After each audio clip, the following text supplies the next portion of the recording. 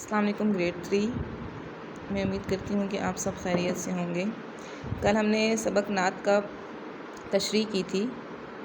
پہلے ہم نے اس کی ریڈنگ اور الفاظ معنی کر چکے ہیں، پھر ہم نے کل اس کی تشریح کی ہے۔ آج ہم اس کے مشقی سوالات ہیں۔ سوال نمبر 3 ہے ہمارا، سوالات کے جوابات لکھیے، یہ آپ نے اپنی نوٹ بک پر کرنے ہیں، ٹھیک ہے۔ اس میں پہلا سوال ہے، نعت کسے کہتے ہیں؟ جواب، جس نظم میں آپ صلی اللہ علیہ وسلم کی تعریف کی جائے اس کو نعت کہتے ہیں۔ سوال نمبر 2 ہے، حمد اور نعت میں کیا فرق ہے؟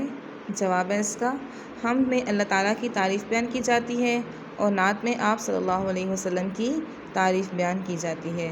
سوال نمبر 3 ہے، ہمارے آخری نبی کون ہیں؟ جواب ہے اس کا، ہمارے آخری نبی حضرت محمد صلی اللہ علیہ وسلم ہیں۔